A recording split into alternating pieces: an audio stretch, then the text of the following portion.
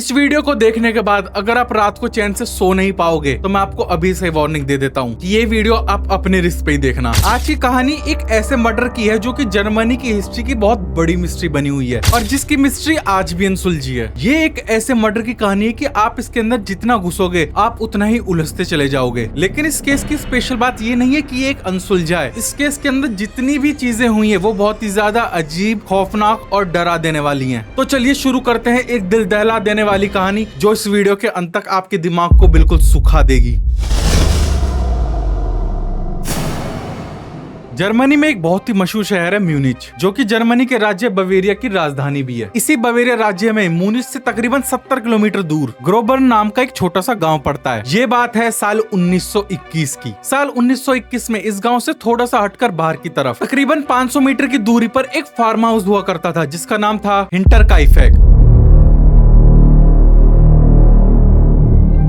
ये फार्म 3 तरफ से जंगलों से घिरा हुआ था और एक तरफ से खाली था जिस तरफ ग्रोबर्न गांव पड़ता था। ये एक लौता फार्म हाउस ही नहीं, एक लौता घर था उस एरिया में, क्योंकि उसके आसपास 500 मीटर तक कोई भी घर नहीं पड़ता था। उस फार्म हाउस में एक किसान परिवार रहता था जिसका एक मुखिया था जो था 63 साल का एंड्रियास ग्रूबर, एक उसकी पत्नी कजिलिया ग्रूबर जिसकी उम्र थी 72 साल, एक उन दोनों की बेटी विक्टोरिया गैब्रियल जो की एक विधवा थी, और इसके अलावा विक्टोरिया गैब्रियल के 2 बच्चे जो थी 7 साल की कजिलिया गैब्रियल और 2.5 साल का जोसेफ, और एक थी उनकी मेड जो थी 24 साल की क्रेजेंस रीगर जो कि उसी घर में रहा करती थी। तो कुल मिला के उस फार्म हाउस में टोटल 6 लोग रहते थे, पति पत्नी, उनकी एक विधवा बेटी और उसके 2 बच्चे और एक नौकरानी। वो परिवार अच्छा खासा पैसे वाला था, उनके पास कई सारे खेत खलियान, गाय भैंसे घोड़े जैसे पालतू जानवर थे, मतलब कि किसी भी चीज की कोई कमी नहीं थी। लेकिन जो एंड्रियास ग्रूबर था उसका जो बर्ताव था वो बहुत ही ज्यादा गुस्से वाला था। वो छोटी छोटी बात पे बहुत ही जल्द गुस्सा हो जाता था, जिसकी वजह से ग्रोबर्न गाँव के लोगों से भी उसका अक्सर झगड़ा होता रहता था। बल्कि गुस्से में वो कई बार अपनी पत्नी और अपने बच्चों के साथ भी मारपीट करता रहता था, और इसी वजह से गांव के जो लोग थे वो एंड्रियास को पसंद नहीं करते थे और उसे वो ज्यादा मतलब भी नहीं रखते थे। हालांकि उसकी एक गुस्सैल आदत की वजह से एक और चीज थी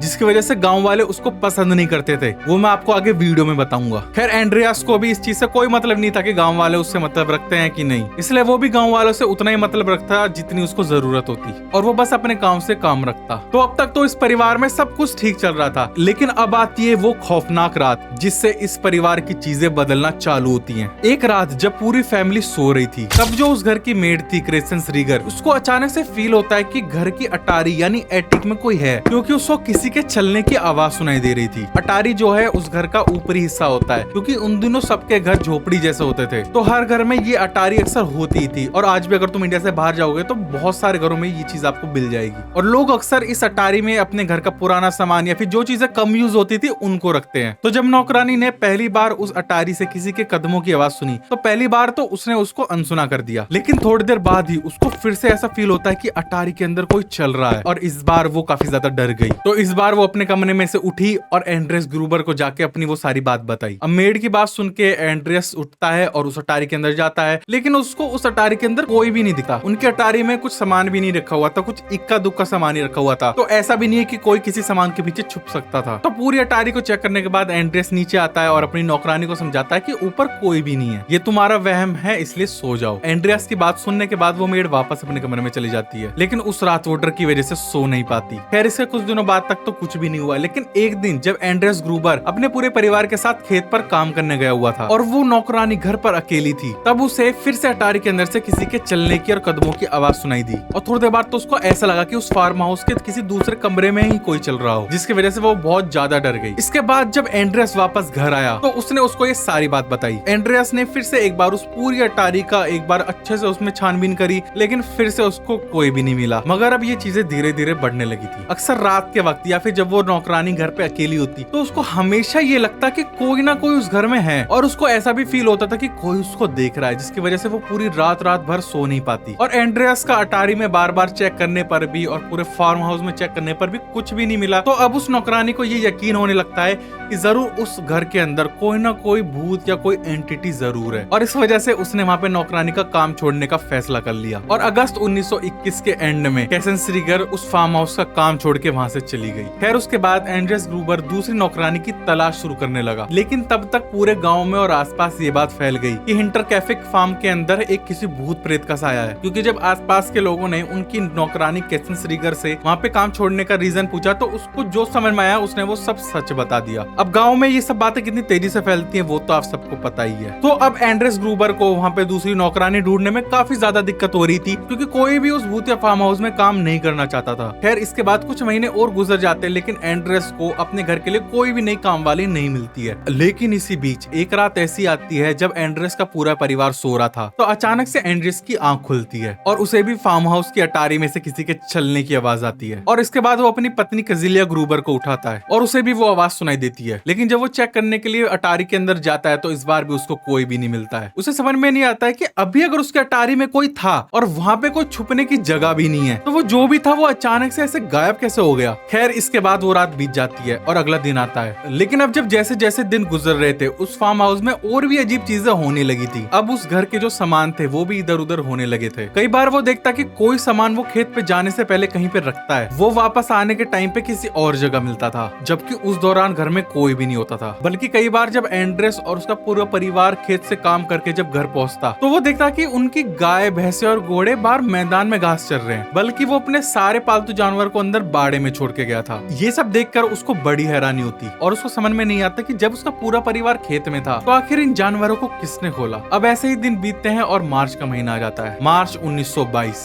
इसी मार्च के महीने में एक दिन जब एंड्रेस ग्रूबर अपने फार्म हाउस के अंदर घूम रहा था तो अचानक से उसकी नजर एक अखबार पर पड़ी और जब उसने उस अखबार को उठा के देखा तो वो काफी ज्यादा चौंक गया, क्योंकि ये वो अखबार नहीं था जो कि अक्सर अखबार वाला उसके घर पर देने आता था, बल्कि ये अखबार म्यूनिक का अखबार था जो कि उसके फार्म हाउस से लगभग 70 किलोमीटर दूर था। उसे लगा घर का शायद कोई और मेंबर उस अखबार को लेके आया हो, लेकिन जब उसने इस बारे में अपनी पत्नी और अपनी बेटी से पूछा तो उन्होंने भी यही बोला कि वो इस अखबार को नहीं लाए। तब एंड्रेस ने सोचा कि शायद अखबार वाले ने गलती से किसी और का न्यूज़पेपर गलती से यहाँ पे डाल दिया हो। अगले दिन जब उसने अखबार वाले से पूछा कि क्या तुमने गलती से ये न्यूज़पेपर हमारे घर पे डाल दिया, तो उसने बोला कि मैं गलती से भी ये न्यूज़पेपर यहाँ पे डाल ही नहीं सकता, क्योंकि ना तो वो इस पर्टिकुलर अखबार की कभी डिलीवरी करता है और ना ही पूरे गाँव में कोई और उस अखबार को मंगाता है। ये सुनकर एंड्रेस सोच में पड़ जाता है कि आखिर उनके घर में चल क्या रहा है। इससे कुछ ही दिनों बाद जो उनके घर के मेन दरवाजे की चाबी थी वो भी अचानक से गायब हो गई और इसके बारे में जब उसने अपने घर वालों से पूछा तो उन्होंने भी साफ मना कर दिया। यहाँ तक कि घर वालों ने कसम भी खाई कि उन्होंने घर की चाबी को छुआ तक भी नहीं है। और एंड्रेस से गुस्से से तो घर वाले भी वाकिफ थे ही, इसलिए वो गलती से भी उससे झूठ नहीं बोल सकते थे। फिर इसी मार्च के महीने में एक और अजीब चीज हुई। वो ये कि जब एंड्रेस ग्रूबर एक दिन सुबह उठ के बाहर आया तो पता चला कि पिछली रात बर्फ गिरी थी। इसके बाद जब वो फार्म हाउस के मशीन रूम की तरफ गया तो उसने देखा कि ताजा ताजा वहाँ पे बर्फ पर किसी के पैर के निशान बने हुए हैं, जो कि घर के पीछे जो जंगल था वहाँ से लेकर उसकी मशीन रूम तक जा रहे थे। और मशीन रूम के कमरे का जो ताला था वो भी टूटा हुआ है। फिर उसने पूरे घर के आसपास चेक करा, लेकिन वो पैर के निशान घर से वापस जाने के कहीं पे भी नहीं मिले। फिर उसके बाद उसको यकीन हो गया कि जो भी उसके फार्म हाउस में आया है वो अभी भी उसके घर के अंदर ही है। इसलिए अब उसने पूरे फार्म हाउस को खंगालना शुरू किया, लेकिन हर एक कमरे के कोने कोने को छानने के बाद भी उसको कोई भी नहीं मिला। अब उसको डर सताने लगा कि सच में तो कोई उसके घर में नहीं है। कमाल की बात ये थी कि उस फार्म हाउस में एक कुत्ता भी था जो कि बहुत ही ज्यादा खतरनाक था और उस घर में आने जाने वाले हर अजनबी के ऊपर वो ऐसे भौंकता था जैसे कि वो उसको खा ही जाएगा। और पिछले 6 महीने में उस घर में जो भी चीजें हो रही थी वो चाहे जो भी कर रहा था, लेकिन आज तक उस कुत्ते ने उस पर भौंका भी नहीं और ना ही पिछली रात उसने किसी पर भौंका। अगले दिन एंड्रेस ग्रूपर ये बर्फ के ऊपर निशानों वाली बात अपने 2 पड़ोसी लॉरेंस शिल्टनबावर और जेकब सीगल को बताता है, जिनका घर उनके फार्म हाउस से लगभग 500 मीटर दूर ग्रोवर गाँव के अंदर था। एंड्रेस की बात सुनकर उनको लगा कि ये शायद किसी चोर लुचक्के का काम है, इसलिए लॉरेंस ने उसको बोला कि वो सेफ्टी के लिए उसकी बंदूक रख सकता है, लेकिन एंड्रियास ने साफ मना कर दिया। अब ये चीज उसने अपनी ईगो की वजह से की या फिर किसी वजह से, लेकिन मुझे ऐसा लगता है कि शायद उसको वो गन ले लेनी चाहिए थी। 31 मार्च 1922, पिछले लगभग 6 महीनों के बाद अब ऐसा दिन आता है जब ग्रूबर परिवार खुश हुआ था, क्योंकि उस दिन उनकी एक नई नौकरानी आने वाली थी जिसकी तलाश वो पिछले लगभग 6 महीने से कर रहे थे। जो नई मेड उनके घर में आने वाली थी उसका नाम था मारिया बॉमगार्टनर, जिसकी उम्र थी लगभग 44 साल। मारिया को इस चीज से कोई फर्क नहीं पड़ा कि वो फार्म हाउस हॉन्टेड है या नहीं, उसे तो बस नया काम चाहिए था, क्योंकि वो बहुत टाइम से खाली बैठी हुई थी और वो अपनी एक बहन के साथ रहती थी और उसको अपनी बहन के ऊपर और भी ज्यादा बोझ नहीं बनना था। इसलिए जब उसको हिंटरकैफिक फार्म में काम करने का मौका मिला तो उसने एक्सेप्ट कर लिया। ऊपर से उसकी जो उम्र थी उस हिसाब से उसको पूरा तजुर्बा था कि ये भूत प्रेत सिर्फ कहानियों वाली बातें हैं। तो शुक्रवार 31 मार्च 1922 की शाम नई मेड मारिया बाumgartner अपनी बहन के साथ इंटरफेक्ट फार्म पहुंची, और जब वो उस फार्म हाउस के अंदर गए तो वहाँ पे लोगों के होने के बावजूद भी उसको वो फार्म काफी ज्यादा सूना सूना लगा। सारी फॉर्मेलिटीज होती है, वो मेड सबसे मिलती है और लगभग 6 बजे के आसपास उसकी बहन उसको वहाँ पे छोड़ के अपने घर चली जाती है। अब दोबारा से उस घर के अंदर 6 लोग थे, पति पत्नी, उसकी बेटी और उसके 2 बच्चे और एक मेड। 1 अप्रैल 1922 2 भाई हंस शिरोड्स्की और एडवर्ड शिरोड्स्की जो कि कॉफी बेचा करते थे, दोनों भाई दोपहर के वक्त हिंटरकैफे फार्म पहुंचते हैं क्योंकि एंड्रेस ग्रूबर को उनसे कॉफी खरीदनी थी और उन्होंने ही उसको उस फार्म में आने के लिए बोला था। लेकिन जब दोनों भाई वहाँ पे पहुंचे तो उनको वहाँ पे कोई भी नहीं मिला। उन्होंने फार्म हाउस का दरवाजा कई बार खटखटाया लेकिन अंदर से किसी ने भी दरवाजा नहीं खोला। उन्होंने फार्म हाउस के चारों तरफ चक्कर लगाया लेकिन सारे खिड़की दरवाजे अंदर से बंद थे। सिर्फ एक मशीन रूम का दरवाजा खुला हुआ था जिसमें वो अनाज काटने वाली मशीन रखते थे और कुछ औजार वगैरह रखते थे, लेकिन उस मशीन रूम में भी उनको कोई भी नहीं मिला। हाँ, लेकिन फार्म हाउस के अंदर से जानवर और कुत्ते की आवाज जरूर आ रही थी। उसके बाद वो वापस लौट जाते हैं। फिर 5 बजे के आसपास 2 शिकारी जो कि जंगल में शिकार करने जा रहे थे वो उस फार्म हाउस के सामने से गुजरे, तो उन्होंने सोचा कि जंगल में जाने से पहले यहाँ से कुछ खाने पीने का सामान ले लिया जाए, लेकिन उनको भी पूरा फार्म हाउस सुनसान मिलता है और दरवाजा खटखटाने पर भी किसी ने नहीं बोला, तो वो भी बिना कुछ खरीदे जंगल की तरफ चल दिए। इसके बाद रात तकरीबन 11:30 बजे के करीब माइकल प्लॉकर नाम का एक बढ़ई अपने घर की तरफ जा रहा था। फिर वो हिंटरकैफे फार्म के पास से जाता है तो वो देखता है कि जो उस फार्म की जो किचन की लाइट है वो जली हुई है। उसको समझ में नहीं आया कि इतनी रात गए एंड्रेस ग्रूपर या फिर उसके घर वाले इतनी रात को किचन में क्या कर रहे हैं, क्योंकि उस टाइम पे और स्पेशली गांव के इलाकों में लोग 8-9 बजे तक सो जाते थे। फिर वो उस बात को इग्नोर करता है और आगे बढ़ने लगता है, लेकिन अचानक से उसको एक हवा में एक बहुत ही गंदी सी स्मेल है जैसे कोई किसी सड़े हुए मांस को जला रहा हो। फिर उसने ये बात नोटिस करी कि ये जो स्मेल है वो हिंटरकैफे फार्म की जो चिमनी है उसके अंदर से जो धुआं निकल रहा है उसके अंदर से आ रही है। उसे लगा कि जरूर कुछ गड़बड़ है और वो ये पता करने फार्म हाउस की तरफ चल दिया। लेकिन जैसे ही वो फार्म हाउस की तरफ पहुंचा तो उसको अंधेरे में एक आदमी नजर आया जिसका चेहरा उस अंधेरे में बिल्कुल भी नहीं दिखाई दे रहा था, और इसके अलावा उस आदमी ने एक टॉर्च ली हुई थी जिसकी रोशनी वो सीधा उस बढ़ई के मुंह पर मार रहा था, जिसकी वजह से उसका चेहरा देख पाना और भी मुश्किल हो रहा था। उसको लगा कि शायद वो आदमी एंड्रियास ग्रूबर है, इसलिए उसने उससे पूछा कि सब कुछ ठीक है ना, लेकिन उधर से कोई भी जवाब नहीं आया और उस आदमी का साया धीरे धीरे उसकी तरफ बढ़ने लगा। जब वो आदमी उस बढ़ई के थोड़ा सा और करीब आया तब उसने देखा कि उस आदमी के दूसरे हाथ में किसी तरीके का हथियार भी है, इसलिए वो डर गया और वहाँ से अपने घर की तरफ भाग गया। 2 अप्रैल 1922 यानी अगला दिन हर संडे की तरह वहाँ पे 2 औरतें एंड्रेस ग्रेबर की बेटी विक्टोरिया ग्रेबर को वहाँ पे चर्च ले जाने के लिए आती हैं, क्योंकि विक्टोरिया वहाँ पे और लड़कियों के साथ मिलकर चर्च में गाना गाया करती थी। आमतौर पर विक्टोरिया उस टाइम पर वहाँ पे लोगों का बाहर खड़ा होकर इंतजार किया करती थी और फिर वो तीनों एक साथ चर्च जाया करते थे। उन औरतों ने काफी देर विक्टोरिया का इंतजार किया और जब फार्म हाउस से कोई भी नहीं आया तो उनको लगा कि शायद विक्टोरिया पहले ही चर्च चली गई, तो इसलिए वो बिना विक्टोरिया के लिए ही वहाँ पे चर्च चले गए। लेकिन जब वो चर्च पहुंचे तो उनको वहाँ पे भी विक्टोरिया नहीं मिली। यहाँ तक कि पूरी प्रेयर खत्म हो गई लेकिन गाँव वालों को एंड्रेस ग्रूबर और उसका पूरा परिवार कहीं भी नजर नहीं आया, और ये बात काफी ज्यादा अजीब थी क्योंकि एंड्रेस ग्रूबर और उसका परिवार बहुत ही ज्यादा धार्मिक था और वो कभी भी प्रेयर मिस नहीं करता था। और फिर उसी दिन उसके दोस्त जेकब सीगल का बेटा उनके फार्म हाउस पे लाड़ खरीदने को जाता है। लाड़ जो है वो सुअर की चमड़ी से बनाया जाता है, तो जब वो फार्म हाउस पर लाड़ खरीदने पहुंचा तो उसको भी वहाँ पे कोई भी नजर नहीं आया, ना ही दरवाजा पीटने पर किसी ने अंदर से दरवाजा खोला। हालांकि उस घर के जो जानवर थे वो अपने बाड़ में अभी भी वहाँ पे खाना खा रहे थे और वहाँ पे उनके पीने के लिए पानी भी रखा हुआ था, और कुछ जानवर वहाँ पे खुले मैदान में भी घास चल रहे थे। उसे लगा कि पूरा परिवार शायद खेत में काम करने गया होगा, इसलिए वो वापस लौट गया। अगले दिन 3 अप्रैल 1922 पोस्टमैन जोसेफ मायर जो कि उस फार्म हाउस में अखबार पहुंचाया करता था, वो जब सुबह सुबह वहाँ पे अखबार लेके पहुंचा उसने देखा कि जो अखबार उसने शनिवार को डाला था वो अभी भी वहीं पड़ा हुआ है और उसे किसी ने छुआ तक भी नहीं है। उसे लगा कि शायद पूरा परिवार कहीं गया हुआ है, लेकिन जब उसने किचन की खिड़की से अंदर झांका तो उसने वहाँ पे देखा कि वहाँ पे आधा खाया हुआ खाना रखा है और अंदर से खाने की खुशबू भी आ रही थी जैसे किसी ने खाना अभी अभी बनाया है। उसने थोड़ा इंतजार किया कि शायद कोई बाहर आएगा, लेकिन जब कोई भी नहीं आया तो वो भी वापस चला गया। तो अब तक लगभग 3 दिन बीत चुके थे और किसी ने भी एंड्रेस ग्रूबर को या फिर उसके परिवार वालों को किसी को भी नहीं देखा था। हालांकि इस बीच गांव वालों ने उस फार्म हाउस की चिमनी से धुआं निकलते हुए कई बार देखा था, इसलिए उनको कोई शक भी नहीं हुआ। मंगलवार 4 अप्रैल 1922 की सुबह तकरीबन 9 बजे के आसपास एल्बर्ट हॉफनर नाम का एक मैकेनिक मशीन ठीक करने के लिए हिंटरकैफे फार्म पहुंचता है और उसे काफी दिन पहले एंड्रेस ग्रूबर ने एक मशीन ठीक करने के लिए बुलाया था। जब एल्बर्ट वहाँ पे पहुंचा तो उसको भी वहाँ पे कोई भी नहीं मिला। उसको वहाँ पे जानवर दिखे लेकिन वहाँ पे सारे खिड़की दरवाजे बंद थे और उसको वहाँ पे कोई भी नहीं दिखा। तो उसके बाद वो मशीन रूम की तरफ चला जाता है क्योंकि उसका दरवाजा खुला हुआ था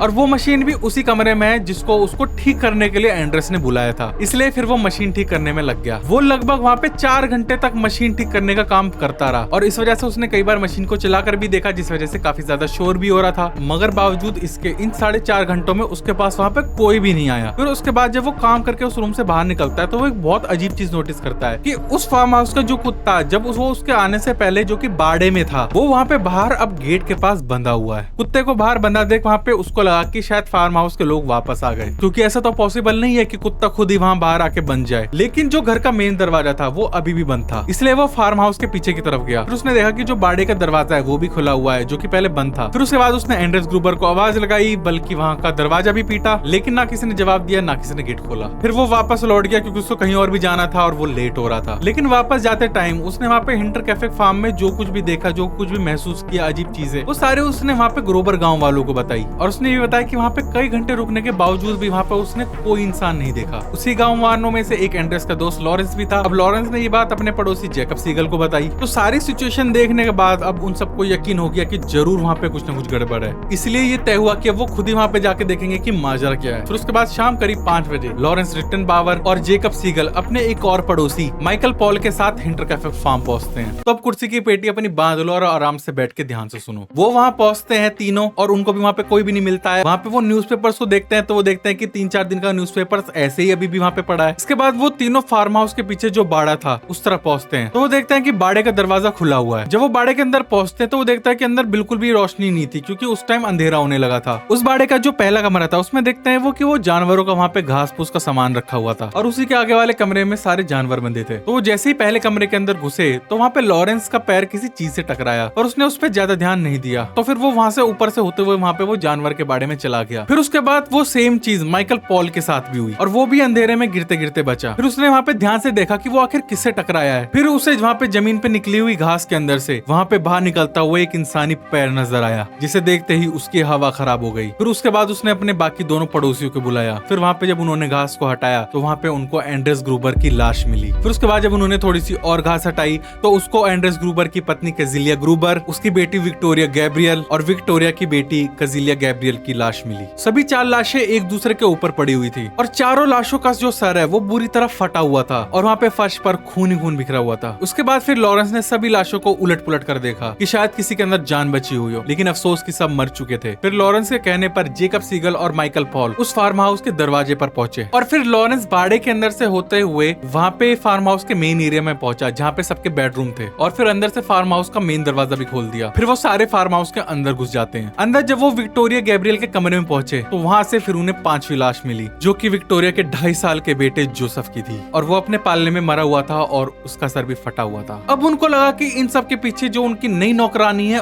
उसका हाथ है, तो फिर वो उस घर के दूसरे कमरों को भी चेक करने लगे। लेकिन जब वो किचन के बाहर के सर्वेंट रूम के पास पहुंचे तो अब उन्हें चादर के अंदर से बाहर निकले हुए एक टांग नजर आई और जब उन्होंने उस चादर को हटाया तब उसके अंदर से उनकी नई मेड मारिया की खून से लथपथ लाश मिली, जो कि 6ठी और आखिरी लाश थी और उसका सर भी खुला पड़ा था। इन 6 लाशों को देखने के बाद इन तीनों के होश उड़ गए। लॉरेंस ने तुरंत अपने बेटे को भेज दिया पुलिस वालों को ये सारी खबर बताने और रास्ते में उसको जो मिला वो सबको ये बात बताता चला गया कि उस फार्म में मर्डर हुआ है और 6 लाशें मिली हैं। पूरे गांव में ये बात बहुत तेजी से फैल गई, क्योंकि एक छोटे से गांव में 6 मर्डर होना बहुत ही बड़ी बात थी और एक कर सारे गांव के लोग वहाँ पे पहुंच गए और वहाँ पे भीड़ लग गई। जिसने भी वहाँ पे वो मंजर देखा वो अंदर तक दहल गया। थोड़ी देर बाद 2 पुलिस वाले और वहाँ के मेयर भी वहाँ पे पहुंच गए। उसके बाद ये खबर ऊपर डिपार्टमेंट तक पहुंचाई गई और 6 मर्डर की खबर सुन के पूरा डिपार्टमेंट हिल गया। अगले 1 घंटे के अंदर वो फार्म हाउस एक क्राइम सीन के अंदर तब्दील हो गया और पुलिस वालों की तो वहाँ पे भीड़ लग गई और आधी रात के करीब म्यूनिच डिपार्टमेंट के डिटेक्टिव जॉर्ज रेन ग्रूबर भी वहाँ पे पहुंच गए। इसके बाद सभी 6 लाशों को पोस्टमार्टम के लिए एक साथ रखा गया और फिर डिटेक्टिव जॉर्ज ने अपनी तफ्तीश शुरू की। लेकिन उनको साइंटिफिक एविडेंस के नाम पे कुछ भी नहीं मिला, क्योंकि पुलिस के आने के पहले तक लोग बिना किसी रोक टोक के पूरे फार्म में घूम रहे थे, लाशों को देख रहे थे, उनको इधर उधर कर रहे थे, घर की हर चीज को उठा उठा के देख रहे थे, जिसकी वजह से पूरा क्राइम सीन बर्बाद हो चुका था। और किसी भी क्राइम सीन को सॉल्व करने के लिए उसका वैसा होना जैसा वो था वो बहुत ज्यादा जरूरी है। तो अब क्राइम सीन तो वहाँ पे बर्बाद हो गया, लेकिन जब डिटेक्टिव जॉर्ज ने दूसरी चीजों को देखना शुरू किया तो उन्होंने कुछ चीजें नोटिस की कि जो फार्म हाउस के सभी जानवर थे उनको टाइम टू टाइम खाना खिलाया जा रहा था। गाय भैंसों का दूध भी निकाला गया था, किचन में ताजा ताजा खाना भी बना हुआ था और खाने पीने का जो सामान था वो भी लगभग खत्म होने वाला था, जिसे देखकर तो यही लग रहा था कि मर्डर को हुए ज्यादा टाइम तो नहीं बीता है। तो क्योंकि फिर डिटेक्टिव जॉर्ज को घर के अंदर से और कोई सबूत नहीं मिला तो फिर इसलिए फिर वो पोस्टमार्टम का इंतजार करने लगे कि शायद उसी से कुछ क्लू मिल जाए। उससे अगले दिन ये खबर मुनीक से लेके पूरे जर्मनी तक फैल गई और हर एक न्यूज़पेपर के फ्रंट पेज पर छपी, जिसकी वजह से हर एक इंसान चौंक उठा और फिर पूरे जर्मनी में चारों तरफ एडोल्फ हिटलर के साथ साथ इंटर कैफे मर्डर की भी चर्चा हो रही थी, क्योंकि उस रात एक ही साथ एक ही परिवार के एक साथ 6 लोगों का एक साथ ऐसे बेरहमी से मर्डर होना बहुत बड़ी बात थी। उसके बाद 2 दिन बाद यानी 6 अप्रैल को उन लाशों का पोस्टमार्टम किया जाता है। लेकिन उसके बाद जो रिपोर्ट में चीजें सामने आई उसने इस केस को सुलझाने की जगह और भी ज्यादा उलझा दिया। और वो चीजें क्या थी उसके बारे में मैं आपको इस वीडियो के दूसरे पार्ट में बताऊंगा। और उसके बाद जो अगले पार्ट में मैं आपको चीजें शेयर करूंगा वो तो और भी ज्यादा चौंका देने वाली है। और अगर आप जल्द से जल्द दूसरा पार्ट चाहते हो तो मेरे को कमेंट में लिख के जल्दी बता दो और इस चैनल को सब्सक्राइब कर दो ताकि आप मेरी अगली आने वाली वीडियो मिस ना करो। और आप मुझे मेरे इंस्टाग्राम पे भी फॉलो कर सकते हो और वहाँ पे आप मेरी डेली अपलोडेड रील भी देख सकते हो। तो आई होप आपको वीडियो अच्छी लगी होगी। तो वीडियो अच्छी लगी तो लाइक कर देना, चैनल पे नहीं हो तो सब्सक्राइब करके जाना। मिलते हैं अपनी अगली किसी रहस्यमयी सी वीडियो के साथ, तब तक के लिए बाय बाय।